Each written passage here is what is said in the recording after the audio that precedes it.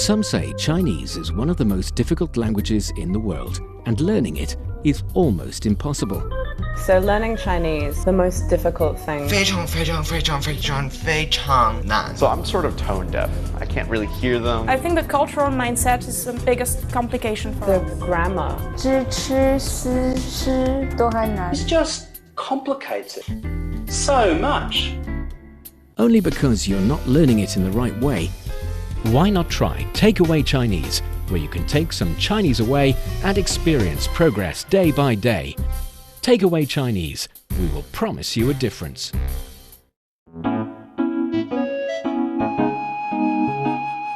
你好，欢迎收听随行汉语 Welcome to Takeaway Chinese. I'm Niu Honglin. With me on the show today, Georgia Massette.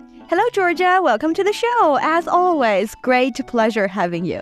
Hello everyone, 大家好. It's always so nice to be here. Georgia, I think I've asked you the question, but you have two nationalities, right? Yes, exactly. French and Italian. So being someone with two identities when it comes to countries, you must be the living example of cultural exchange, even sometimes cultural shock a little bit, transferring from one amazing country to another, and let alone the fact that you have a great interest in Chinese language and culture. Yes, exactly. Even though Italy and France are really close, so they have similar cultures, there are many differences I have been able to see. And especially the both countries with China or others, there are so many interesting differences to tackle. And I think it's so fun sometimes. Yeah, totally. And China and France actually have shared this great relationship among both countries and their peoples. And we do have a lot of similarities, like you said.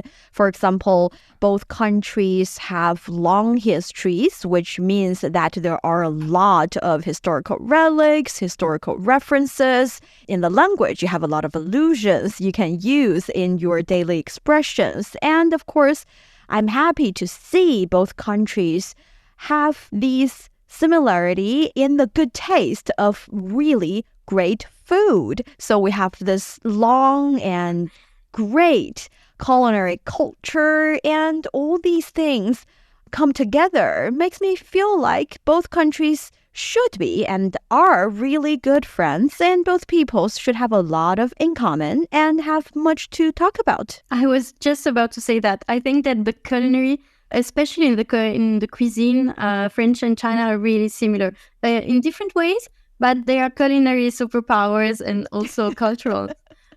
I love that expression, culinary superpowers. Yes, but before diving into culinary, perhaps today we can start talking about the similarities and differences in both countries' ritual and routines and everyday custom, including social etiquette. And I hope our dear listeners out there would find these episodes interesting. So for you, if you're interested in Chinese culture, and in this case, French culture, you want to get a grip on the Chinese language, then this is the show for you. Stick with us for 30 minutes and you soon see the rewards. And for more fun Chinese learning, follow our Facebook page, Learn Chinese, to watch many fun videos and live streams. But now, let's provide you with some free Chinese for takeaway. Hey, 我终于见到你了，欢迎你来法国。你好，诶，你这是在干什么？这是贴面礼，在我们这儿是一个常见的和好朋友打招呼的方式。哦，在中国，我们通常只是握手或者拥抱一下。嘿，我终于见到你了，欢迎你来法国。你好，诶，你这是在干什么？这是贴面礼，在我们这儿是一个常见的和好朋友打招呼的方式。哦，在中国，我们通常只是握手或者拥抱一下。See, that's the conversation I think we'll have when I arrive at France, except that I won't have a problem having 贴面礼 with you. Exactly. At all. Absolutely. Okay, so let's practice the conversation so you can correctly saying and using it when I arrive at Paris or Nice. Okay, so for the first sentence, Hey, 我终于见到你了，欢迎你来法国. So, hey, I am finally seeing you. Welcome to France. Great sentence, very useful. You can change the keyword and use it to welcome friends from afar, anywhere. So, hey.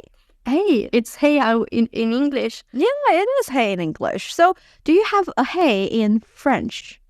We use salut. Salut? Oh, yeah, but salut is more like... Salut? Yeah, salut is more like hello, I guess. Hey is much more casual. So, it's even like a sound, in my opinion. Yes, I would say eh. Oh, really? But yes. It's something we use talking, but you wouldn't find it written nowhere. Yeah, that's the thing. But I think, hey, definitely, you see the character here in the Chinese language, and it's not only used in the occasion of saying hello. If you are surprising someone, for example, if I sneak from the back of you and tap you on the shoulder and say, hey, it's like getting your attention. That's how hey is used. And sometimes we even use hey to stress a point. For example, hey, 真是你呀. So it's like we've already seen each other and recognized each other. And instead of saying, 哎呀, we're using hey. So it's more like a sound stressing that, I am impressed or surprised, or it's just the feeling is a little bit stronger than usual. That's the idea of hey. Oh, okay. So not just as the English hey. No, it's a little bit more than that. And then 我. I. Yes. 终于. 终于, finally, at last. This is also a very common one, and the same as in English. 终于 carries the meaning of, after this long time, this is finally happening. So 终于, for example, 这节课终于结束了. Oh, this class is finally over. This is something I say a lot. Yeah, I know. Or 终于下班了. I'm finally off work. Yeah, that's something I say a lot. So that's how 终于 is used. And 见到. To meet. So 见 is to see, to meet, and 到 definitely is finally get to, like, the action of the verb is here. The result of the action is here. Exactly. So 见到你. You, I'm finally seeing you. Yes, 了 suggests that this has happened. 欢迎. 欢迎, welcome. Welcome. Actually, if you're in China, you would be able to see 欢迎 in a lot of places.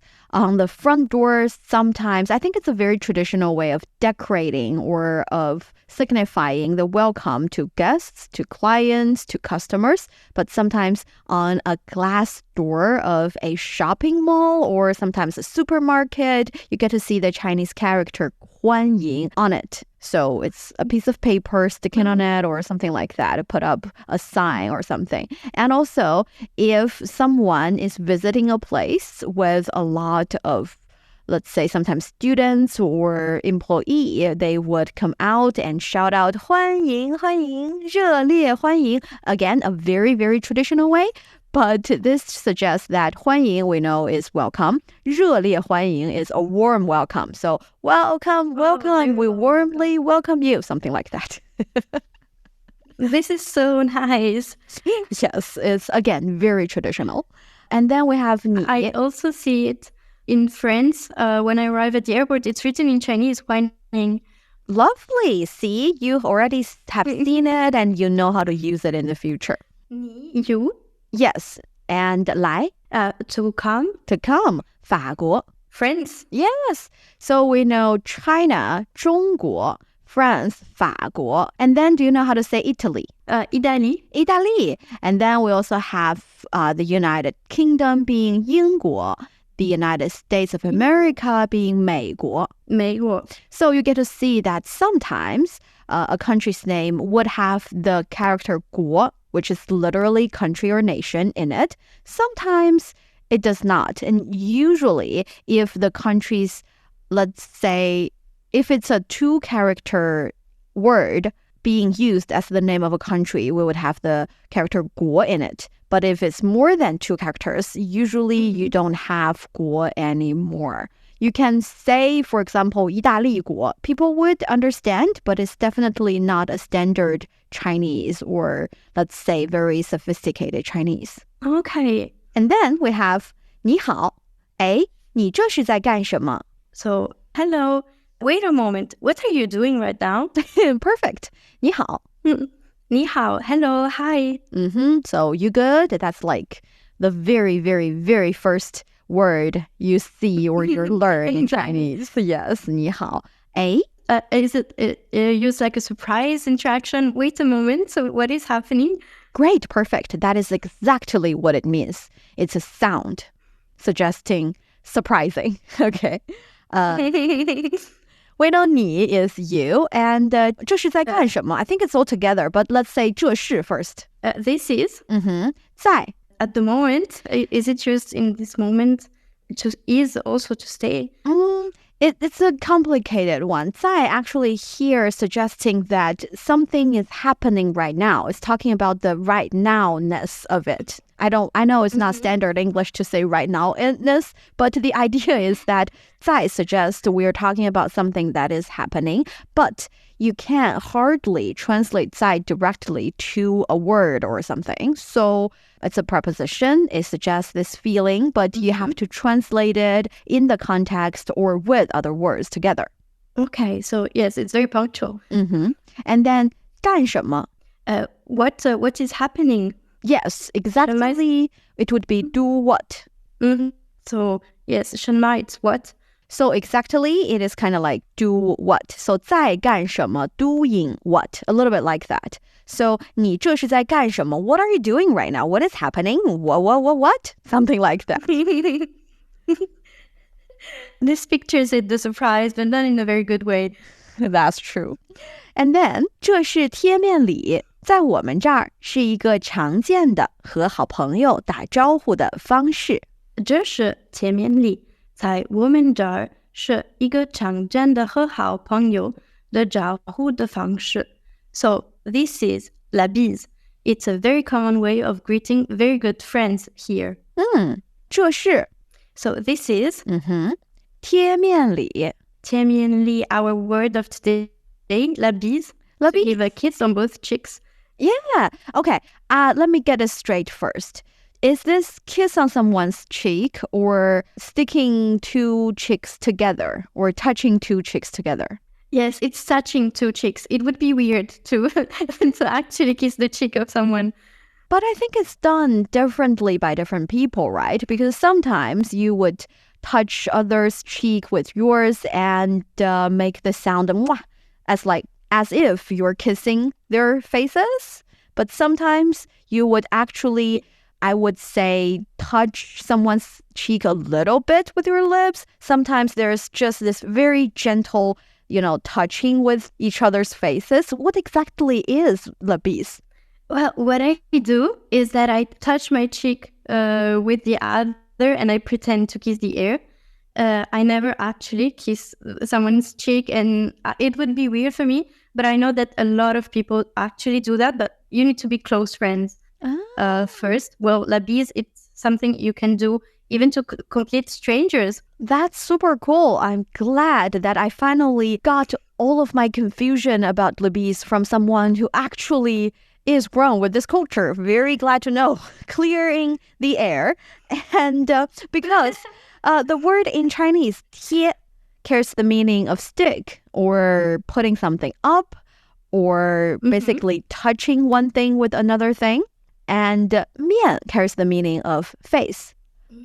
Literally, it is actually surface, but here it means face. And 礼 is a 礼仪 or 礼节, so a ritual or a way of greeting each other. And 贴 is actually, I feel like it's a very cute and very intimate word, because nowadays in the Chinese internet, for example, a lot of young people would say 贴贴. So it's a little bit like touch, or yes. Or I am getting close to you. I am standing next to you, shoulder by shoulder, very, very close. And it shows this kind of intimacy and this kind of closeness. Oh, this is so nice. 贴贴. 贴贴, it's very cute. And I think whenever I hear the word 贴贴, I will think of le bise because it's literally touching one's face with your own face. It's like you guys are very close and you're showing the intimacy. Yeah, but this is so nice. And also the word carries the touching each other's cheek, but in a very gentle way, very delicate. Le bise is very, very delicate. It's not too intrusive. Yeah, totally. 贴贴 is as well very delicate, and it's more like a gesture of I really like you and I want to be politely but really keenly showing this likeness. No, this is so nice. And then we have 在. To stay, to be at. To be at. In this case. Yes, it's actually a different kind of meaning because we know the previous 在 suggests that something is happening at this exact moment, but this 在 suggests that at this place. So it always carries a little bit of at somewhere or someone. 我们 Us. Us or we or our, depends. 这儿 here in this place. In this place. 是 is 一个玩常见的. chángjiàn, often. Yes, often or common to see. So commonplace. And 常 carries the meaning of often. 见 is look or see, so 常见 commonplace. 的 we know apostrophe s. 和 is with. 好朋友 very good friends. Very good friends. 打招呼 打招呼 to greet. To greet. Okay, I'm going to ask you, why are we using 打? It's before. It literally means to hit, but I think here it's used to express the way of greeting, so the action of moving. Is it correct? You are good, Georgia. You're a very smart student and you know all these answers to the hard questions because actually the word or the verb 打 is quite often seen in a lot of Chinese expressions, a lot of Chinese words. Yet, like you said, the original meaning of 打 is to hit. But the actual using of 打 varies quite a lot with different words, different expressions, different correlations. For example, we know 打招呼 here, of course, means to greet each other. And yes, suggesting that this movement, there is a movement, is quite important. For example, we say 打篮球, play basketball. And we don't say 打足球, we say 踢足球, kick football. Because by saying you mainly use your hands actually mean hands are involved. So for the action that hands are involved, that actually a movement is made, the verb or the character 打 is much often used. On top of 打篮球, we also have, for example, 打电话. 打电话 to make a phone call. Yes, and previously, well, actually, till nowadays, when you have to 打电话, unless you're using Siri or something, you have to use your hand to dial the number. So a movement or an action requiring the using of your hand is done, is carried out. And that is why here we see the verb 打 being used. Again, for future references, whenever you see a phrase or a verb with the character 打 in it, you should definitely just remember it and try not to create your own 打 something kind of phrase because it might be wrong. But just remember those that you meet. It will be useful to collect them and to enrich your vocabulary. Yeah, this is so useful. It's those little differences to actually enrich your vocabulary and better Chinese. Glad you think so. And then 方式, manner, way. Exactly. Manner, way of doing things, style, but more in the sense of doing stuff. So yes, ways. And then, 在中国, 我们通常只是握手或者拥抱一下. So, in China, we usually just shake hands or give each other a hug. Exactly. I wouldn't use this as a surprise, but really? Exactly. I think your understanding about it is quite right because today's conversation contains more than, actually 3 sound words. Each sound would carry a different meaning. And to be honest, some sound words have multiple meanings. So again, I say this a lot on Takeaway Chinese, that the Chinese language is a high context language. You often have to understand or interpret or basically translate the meaning of a word or a sound or a sentence based on the context. So that's very important. And now we are learning 3 different ones. You can try to understand them in your daily conversations, which can be very helpful. So this all, like Georgia has just said, can mean a little bit of surprise or a little bit of, okay, I get it kind of meaning. Yes, and I think that these sound words are so useful to actually understand even without having some images. Just reading the dialogue, we can picture the faces of persons, their reaction. They're so useful. Yes. And then we have 在中国 In China, 我们 we are us. Yes. 通常 Usually, 只是 it's only. 握手 wòshǒu, to the action of shaking hands. Yes. 握手 means handshake, but actually 手 we know is hand. 握 is the movement or the action of putting 2 hands together. So actually the Chinese word 握手 does not contain the meaning of shaking. It's more like hands meeting each other. I guess that's why sometimes when Chinese people shake hands, they don't really shake hands. They just put their hands together. Really? I mean, the action, the actual movement of hands meeting is the same. It's just we don't have a lot. Well, it depends. Sometimes if you're very enthusiastic and you really, really love to see the other person, you have to shake it. Of course, you shake it quite so much, but it's okay to not shake it. I don't know if it's the reason for this word, but that's the situation. And then we have 或者 or 拥抱 to give a hug, to embrace someone. Exactly. And both the character 拥 and 抱 carries the meaning of hugging or embrace each other, like you said. And that's the thing. When it comes to the Chinese verbs, we've already briefly mentioned that many Chinese verbs are composed with 2 characters. And often there are these 2 structures. The first one being the 2 characters are both verb characters, and they mean similar things. And together they mean they're similar or shared meaning. So here, 拥, both 拥 and 抱 carries the meaning of hugging, and 拥抱 means to hug. And there's another way of forming a verb that is having a verb kind of character and a noun kind of character, like 握手, shake hands. Yes. So 握 carries the not shaking in this case, but at least meeting, the verb kind of character. And then 手 is the noun kind of character, so the hand.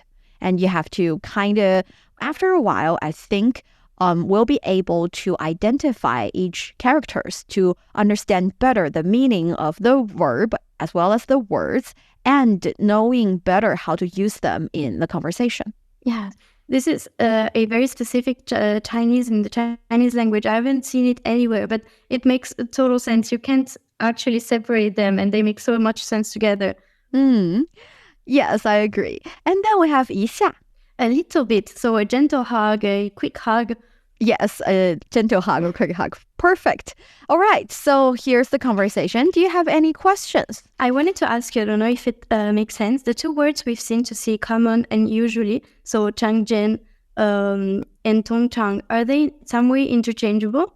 Oh, that is a good question. But sorry, I don't think they're that interchangeable. 常见 is more like an adjective. You use it to describe a scenario that is common, because we know 常见 is literally commonplace or often seen. 常 often, 见 seen. So you can say, 这个问题很常见. This problem is very common. This is common to see.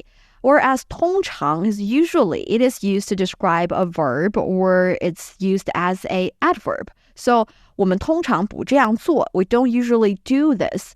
他通常不迟到. He usually is not late. So in short, 常见 is a adjective, whereas 通常 is a adverb. 常见 is used to describe a situation that is common to see, whereas 通常 is used to describe or used to say usually something. Okay, this makes total sense. They carry similar meanings, but they're used in very different situations. Yes. Okay, so now let's practice the conversation. Of course, and I guess definitely you are going to be the one who's welcoming me to France. Exactly. Hey, 我终于见到你了，欢迎你来法国。你好，哎，你这是在干什么？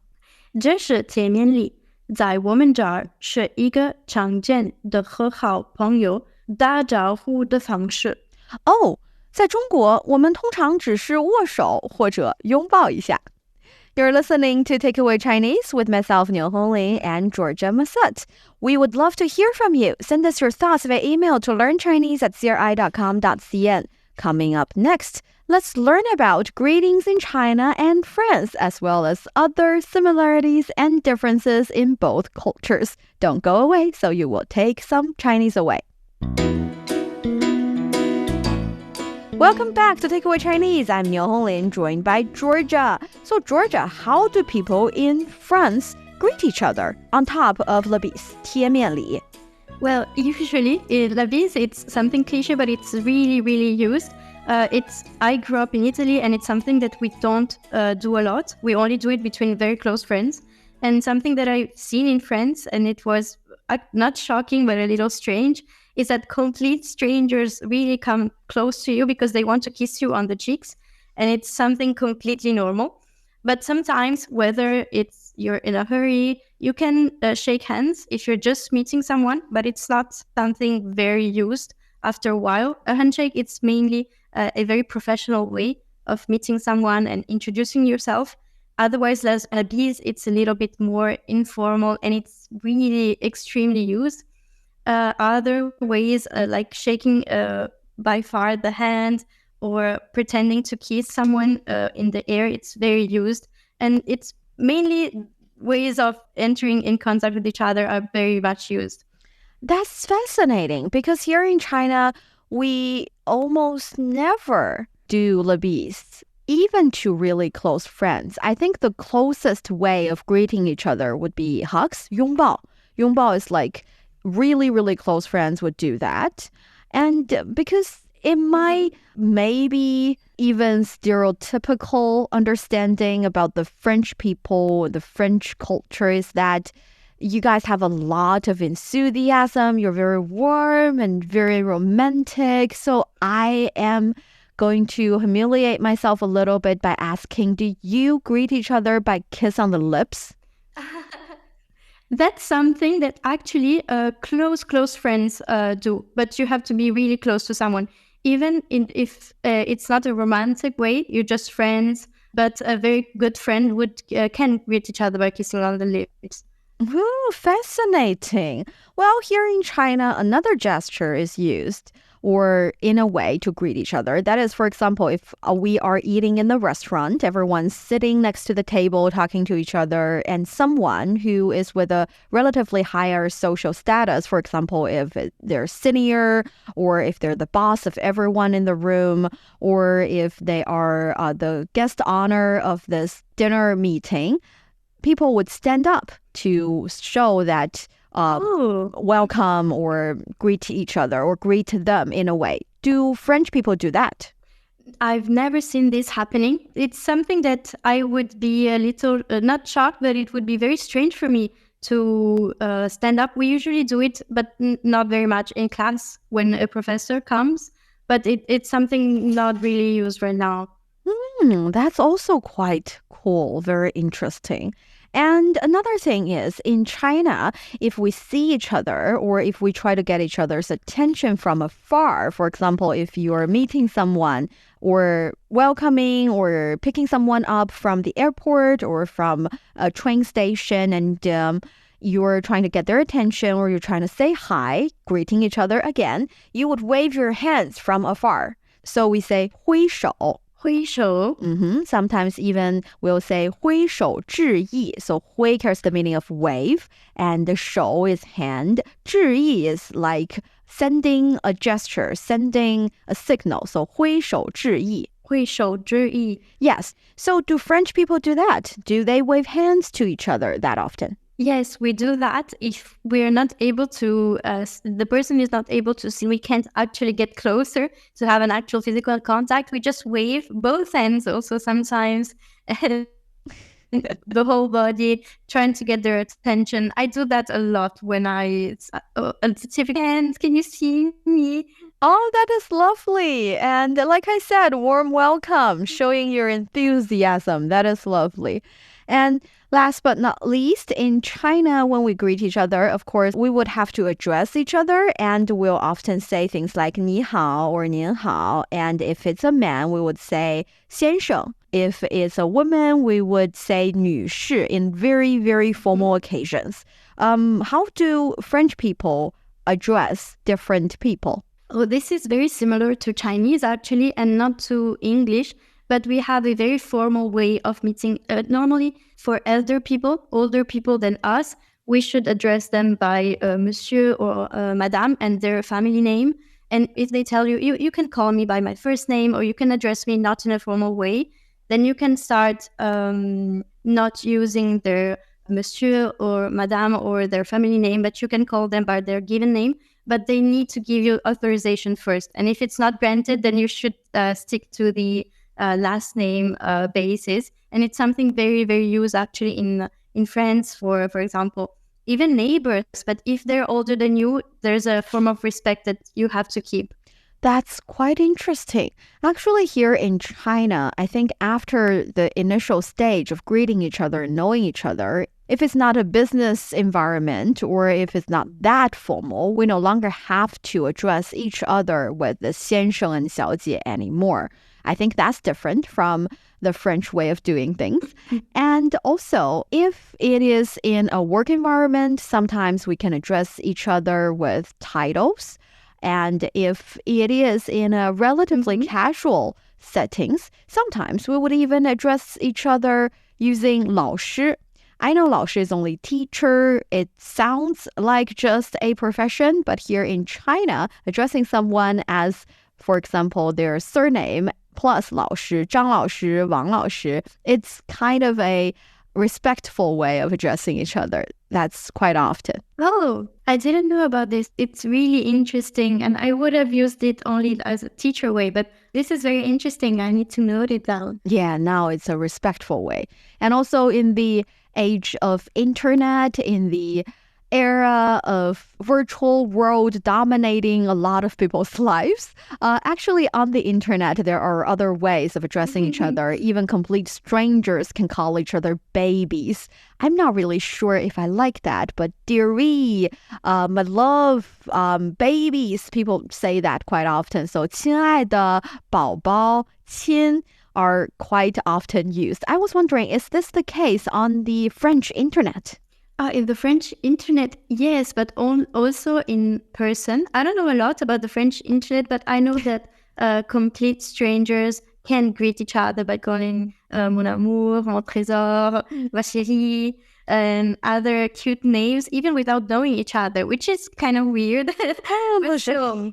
And I wanted to ask you at the end, because right now I feel like I'm wasting so much of my time. At the end of a social gathering or even going out with friends, how do you say goodbye to everyone? Because I need to kiss on the cheeks, everyone. And if we're 20, I need to kiss on the cheek every 20 persons where I'm with. And I think like sometimes I feel like I'm really wasting a lot of time just to say goodbye. And that's very warm goodbyes. Actually, here in China, we would, of course, excuse ourselves by saying, sorry, I had this, and that, and I need to go first. But you guys continue enjoying everything. So we would say, 不好意思，我有事儿要先走。大家继续玩得尽兴 or 玩得开心. And then you say, 大家再见. That works. So you just say goodbye. Goodbye, everybody, and wave your hands to everybody, and that is it. So very efficient way, I guess. This is so efficient. I need to do it as well. Oh, this is so fascinating. I think the comparison of similarities and differences in both cultures, especially from a first-person perspective, is quite so fun. Hopefully, in the future, we can do more episodes comparing the similarities and differences between French culture and Chinese culture. And that brings us to the end of today's Takeaway Chinese. I'm Nǐhǎo Éi with Georgia. For more episodes of the show, you can visit our website at radio.cgtn.com and go to the column podcast. You can also listen to the show and read the script there. Find us wherever you listen to your favorite podcast. Just search for Takeaway Chinese. Don't forget to leave your questions, comments, and ratings. 感谢收听，再见。Thank you very much. 再见。